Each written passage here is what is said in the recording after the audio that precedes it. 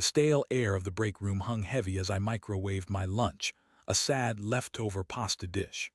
Life in the accounting department at Sterling Dynamics wasn't exactly thrilling, but it was stable. I was 44 and stability was something I craved. My wife, Olivia, 41, was an art teacher at the local high school, and we had a comfortable life in suburban Denver, or so I thought. It started subtly, almost imperceptibly. Olivia, always vibrant and talkative, became withdrawn. Our evening conversations, once filled with details of her students' quirky artwork and my spreadsheets, dwindled into monosyllabic exchanges. She started staying late at school, claiming extra hours grading papers or preparing for exhibitions. I didn't question it, not initially. I trusted her implicitly. Trust was the bedrock of our 15-year marriage, a foundation built on shared dreams and unwavering support. But then came the phone calls. Late-night calls that Shed rushed to answer in the hallway, her voice hushed and secretive. When Id asked who it was, Shed brushed it off with a vague, "just a parent," or "wrong number." The excuses grew thinner, the lies more transparent. My gut, usually a reliable compass, started churning with unease. I tried to dismiss it as stress, maybe a midlife crisis on my part, projecting my own anxieties onto her. But the feeling persisted, a gnawing suspicion that something was terribly wrong. One evening, I decided to surprise Olivia at school. I brought her favorite coffee, a gesture I hoped would rekindle our connection. The school parking lot was eerily deserted. I walked through the silent hallways, the only sound my footsteps echoing against the linoleum floors. Her classroom door was slightly ajar. As I pushed it open, a wave of nausea washed over me. The scene that unfolded before my eyes shattered my world. Olivia was locked in a passionate embrace with a man I vaguely recognized as Daniel, the school's new football coach. His back was to me, but Olivia's face, contorted in a mixture of lust and guilt, was etched into my memory forever. They didn't see me at first, lost in their own selfish world. I stood there, frozen, unable to comprehend the betrayal. It felt like a scene from a bad movie, a nightmare I couldn't wake up from. Finally, Olivia pulled away, her eyes widening in horror as she saw me standing in the doorway. "John," she gasped, her voice trembling. "It's not what you think, really, because it looks exactly like what I think," I managed to choke out, my voice thick with anger and disbelief. Daniel, a hulking figure with a predatory grin, stepped forward. "Look, man, it just happened. You know how these things are." Casual dismissal of my pain ignited a rage within me I never knew existed. I lunged at him, fueled by years of suppressed anger and the searing pain of betrayal. The next few minutes were a blur of fists and curses. I landed a few good punches, surprising him with my ferocity, but he was bigger, stronger. He quickly overpowered me, pinning me against the wall. Olivia screamed, pulling at Daniel, trying to stop the fight. "Stop it! You're going to kill him." He released me, a smug look on his face. "Maybe he needed a wake-up call. Maybe he wasn't giving you what you needed." I stumbled back, clutching my bruised face, my heart shattered into a million pieces. I looked at Olivia, pleading for an explanation, for some semblance of remorse. I don't know what to say," she stammered, avoiding my gaze. "It just happened. I wasn't happy. You weren't paying attention to me." Words were like daggers twisting in my gut. I had poured my heart and soul into our marriage, working tirelessly to provide for her, to make her happy. And this was how she repaid me. With lies, deceit, and a blatant betrayal of our vows, I turned and walked out of the classroom, out of the school, out of her life. I didn't say a word. There was nothing left to say. The drive home was a blur. I parked the car in the driveway, walked inside, and went straight to the bedroom. I packed a bag with a few essentials, grabbed my wallet and keys, and left. I didn't leave a note. I didn't want to give her the satisfaction of an explanation. I spent the next few weeks in a haze of grief and anger. I stayed at a cheap motel on the outskirts of Denver, unable to face our empty house, the memories that haunted every corner. I called in sick to work, unable to concentrate on spreadsheets and financial reports. My life, once so orderly and predictable, had been thrown into complete chaos. My friends, Michael and Emily, tried to reach out, offering support and advice. But I pushed them away, unable to talk about the pain, the humiliation. I felt like a fool, a naive idiot who had been blind to the obvious signs of his wife's infidelity. One evening, after weeks of isolation, I finally decided to talk to Michael. We met at a local bar, a dimly lit, unpretentious place where I hoped to find some solace.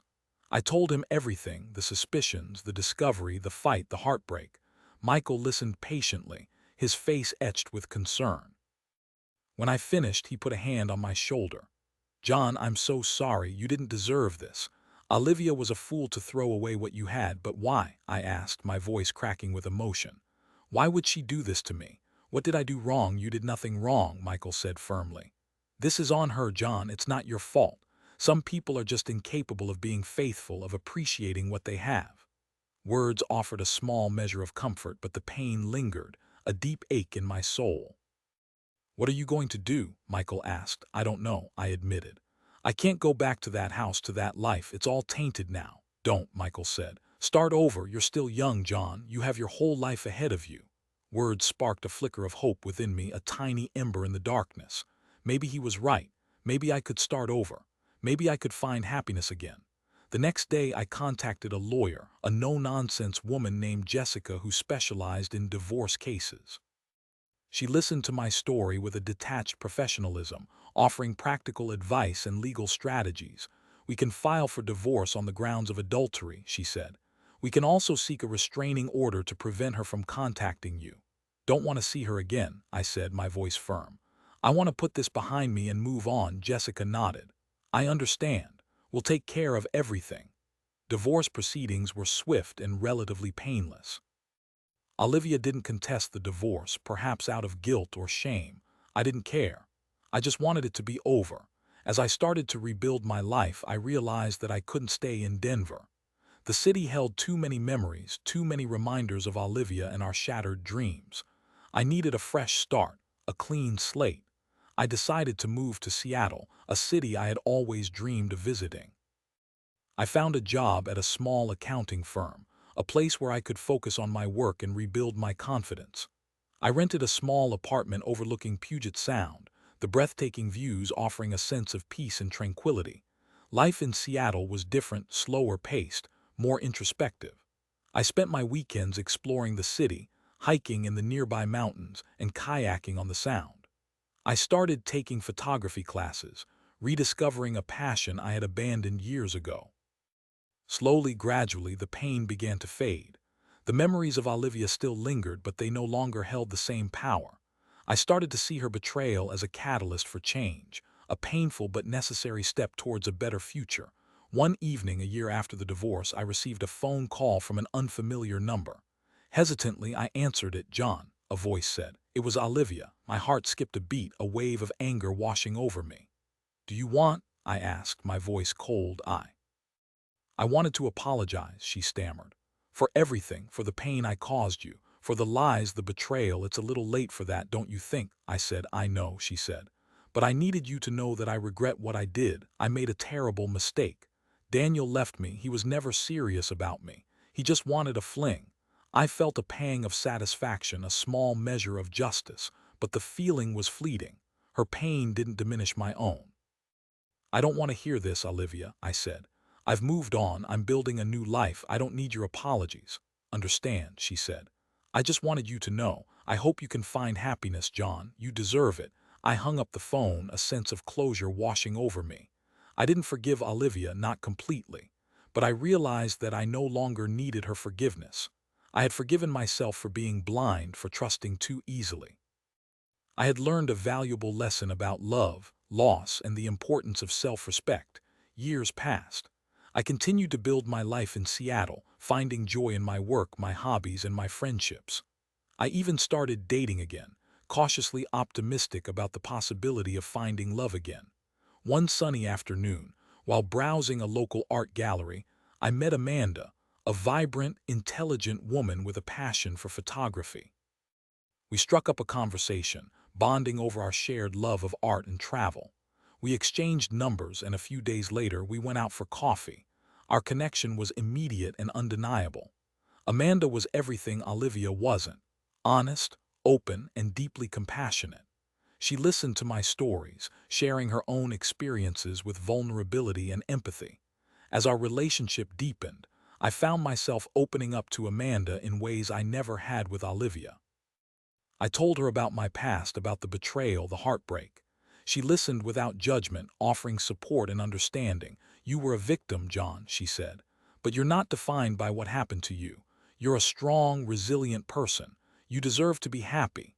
Words resonated deeply within me. I realized that she was right. I couldn't let the past define my future. I had to embrace the present, to open myself up to the possibility of love again. A few years later, Amanda and I got married in a small, intimate ceremony overlooking Puget Sound. The sun was shining, the sky was blue, and my heart was full of joy. I had found my happiness, my second chance. As I looked into Amanda's eyes, I knew that I had finally moved on. I had survived the betrayal, the heartbreak, and the pain. I had emerged stronger, wiser, and more resilient, and I was finally ready to embrace the future with open arms. Sometimes the greatest betrayals lead to the greatest transformations. Sometimes the deepest pain can pave the way for the truest happiness. And sometimes the most unexpected journeys lead us to the most beautiful destinations.